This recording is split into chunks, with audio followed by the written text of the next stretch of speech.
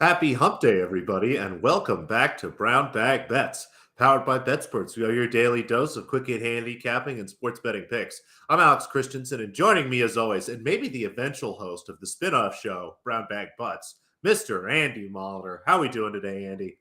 I'm still sick. I don't feel good. Don't want to be here. Don't care. Don't like any of you guys. Just want to lay down on my floor. But it's a Wednesday, so I'm gonna gamble.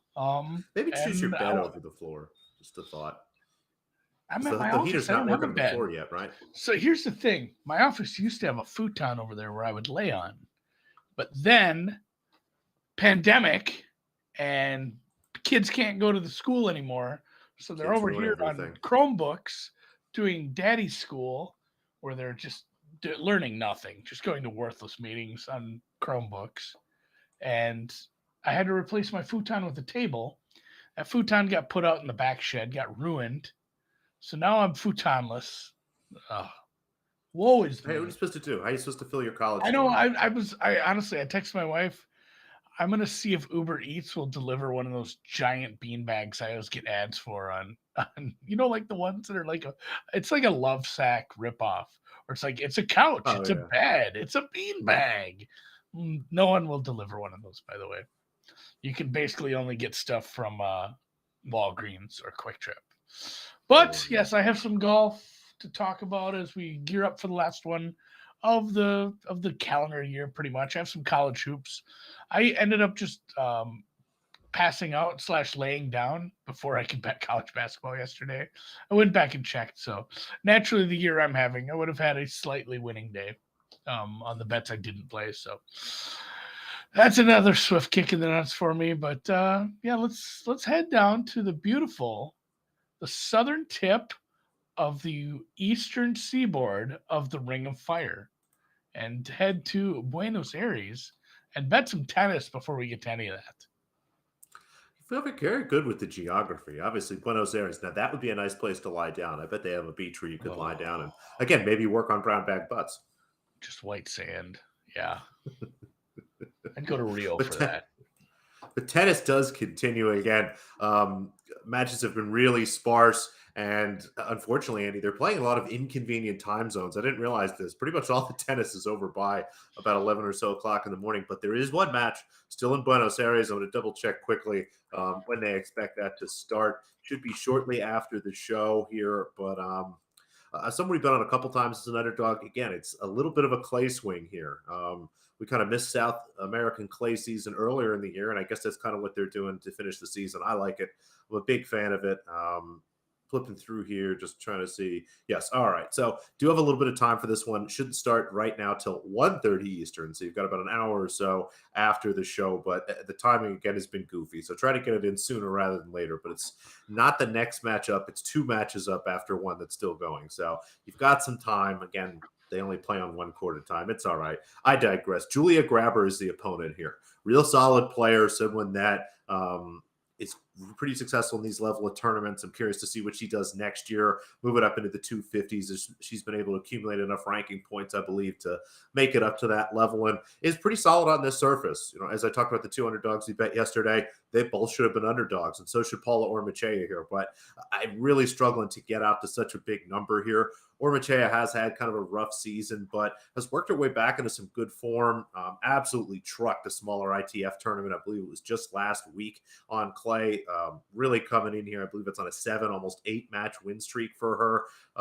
Grabber, very solid opponent. Again, I do have her favored in this match, but more in the minus 140, plus 140 range as opposed to what we're seeing here, plus 170, plus 175 available at any of the places that have this. So a little afternoon dog, and just play the money line here. If this goes poorly, Grabber probably will blow her out. So the spread's only around 3.5 games. Just skip that altogether. Give me Ormachea here, plus 170 or better.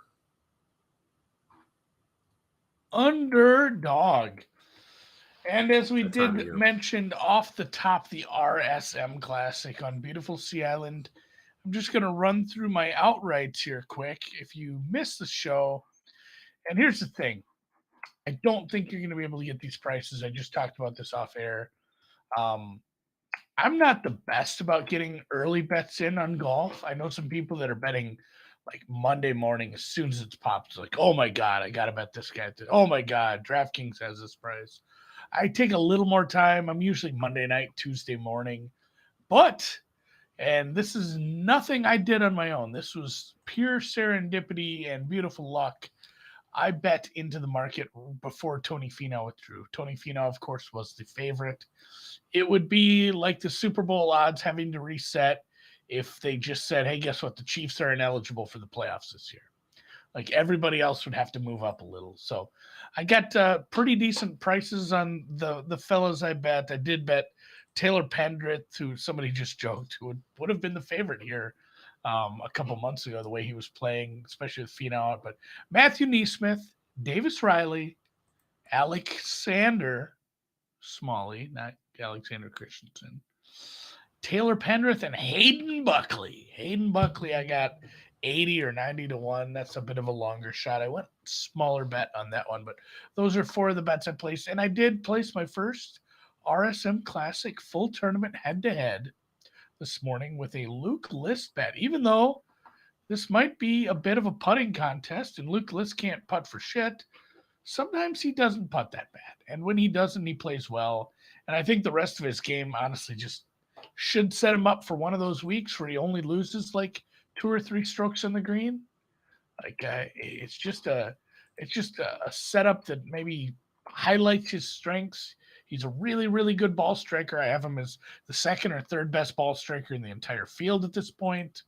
If you take Tony Finau out, he obviously moves up a spot in a lot of things. He's gained more strokes off the tee than almost anyone in the field over the last 50 rounds. His good drive gains are super high.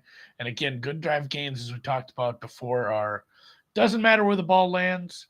Did you hit a green in regulation on that hole? Then it should be called good enough drives. Like, hey, he could land in a tree.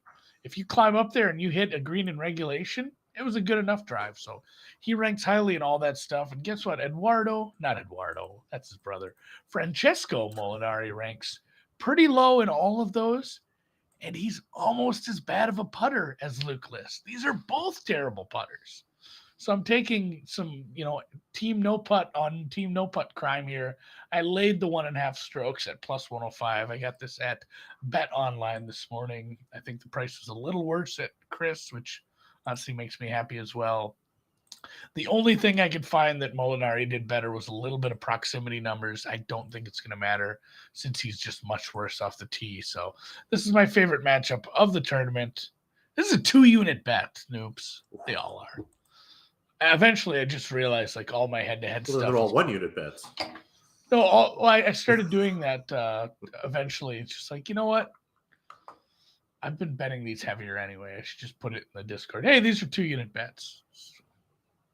Whatever. Well, so you've always struck me as someone that has like a unit for each individual sport, as opposed to a global unit, if you will. Is that fair? That is fair. Like, hey, you remember when I bet the Women's World Cup or Women's Euros? Those bets weren't as big as what we're betting on college basketball and golf. Like it was more of a, hey, this is fun for content, but I don't need to ruin my afternoon/month by losing, which actually kind of bit me in the ass because we did well in the Women's Euros. So maybe those should have been max units, but no, yeah. Golf, I'm pretty confident in the process over a long period. And the fact is golf is more of a volume sport for me where there's 40 tournaments a year where I'm placing 3 to 5 of these head-to-heads. So, I mean, hundreds of those bets a year. I'm fine just riding out the variance. And they did well enough over the past 3-4 years that I just wanted to denote for the people in Discord, like, I'm betting these heavier than I am outrights. I'm betting these heavier than I am betting, daily matchups. So, if you're in the Discord, it is a 2-unit bet. I like that. So hey, go. I mean, it's something you got to think about. I have more of a global unit that I try to use. So like tennis is a little bit smaller than NBA, and like if you notice in my sheet, I'll do it differently that way, but try to give people a little comparison. But yeah, it's keep track of it, have a unit size, figure something out. I think it does make sense maybe to obviously be bigger and smaller on some sports. How you do that is up to you, whether to have separate bankrolls or put them all together as one.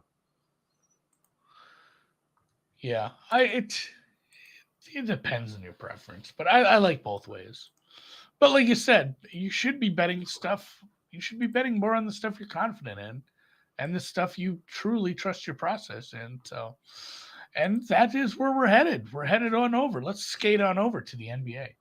A It's terrible been a segue. tough beginning to the season. Again, seem to have a penchant for betting on or against teams that have particularly extremely good or extremely bad nights. Kudos to you. I don't think you actually bet the Sacramento Kings. You were just joking yesterday, but Yeah, I was just trying to be a dick in Nets the give up a NBA buck chat. 50.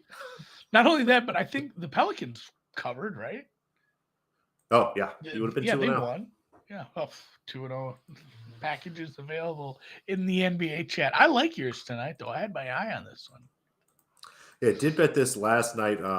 This was one of the overnights I was paying attention. I was able to get a little bit better number here. +9 still around. Would play the Houston Rockets tonight.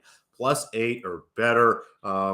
Two teams from a rest perspective in completely different places. The Rockets coming into this game pretty fresh. Jalen Green coming in from some time off, looking pretty good. You look at this Mavericks team. Now they are 2 games at home, so not necessarily as bad of a back-to-back, but you look at the game they played last night, get out to a big lead over the Los Angeles Clippers, kind of take their foot off the gas, lose the third quarter 33-15, and then have to battle all the way through the fourth quarter, to win that game by just 2 points. You start to look at some of the minutes that the starters played. I don't think that they were planning on keeping Luka Doncic on the floor for 40 minutes, especially the way they play. That's really choppy to play a lot early, sit down, kind of rest for a little while, and then have to build yourself back up.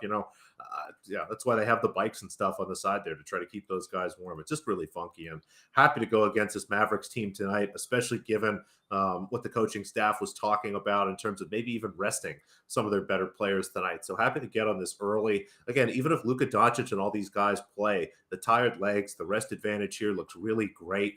Had this number myself closer to 6 points, maybe 7 as I started to tweak a few things. But at this point, if they play, I really like this number again at 8 or better. And there's a good chance, I think, that maybe we see Luka Doncic or some of the other players, starters in the Mavericks rest tonight, and we'll have quite a bit of value in our pocket. So hopefully that works out. But really like the Rockets tonight. Give me +9.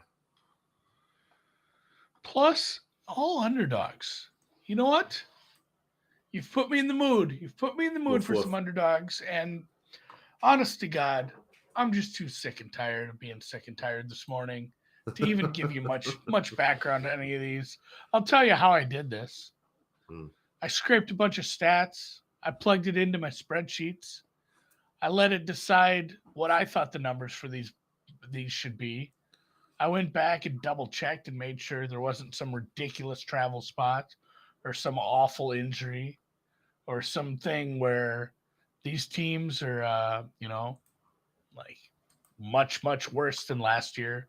Trying to adjust my priors off last year has been tricky at the beginning of the season, but some margin of success here and there. But anyway, the Marist Red Foxes of the MAAC.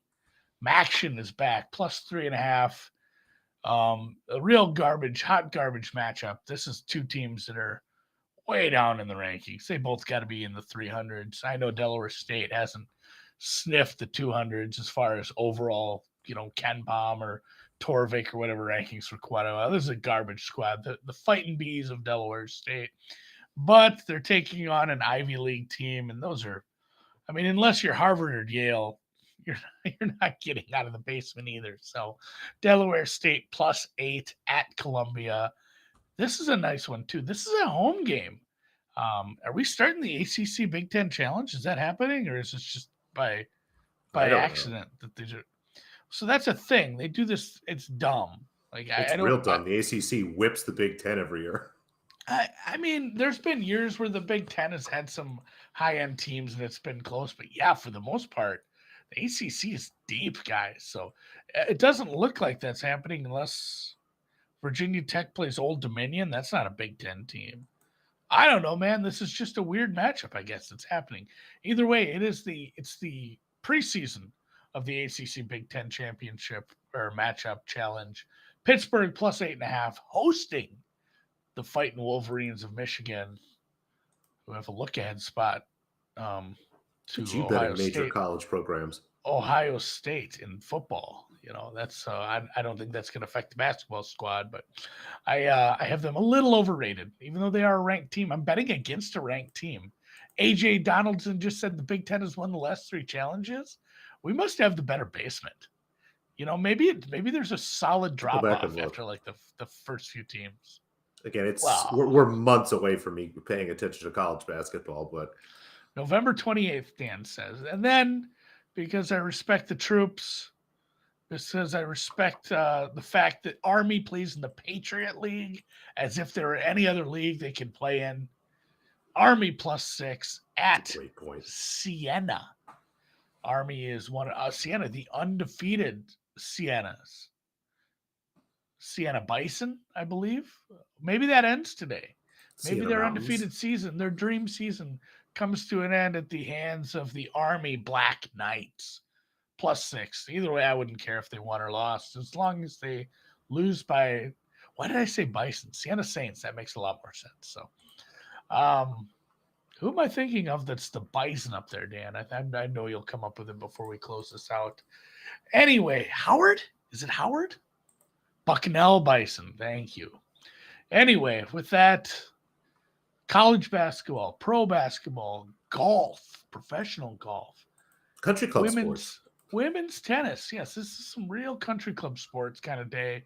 Happy hump day. Hit the thumbs up on the way out. I hope you win Pickleball picks everything. tomorrow. Yeah, and we'll play some Thursday night football tomorrow, huh? We'll see you then.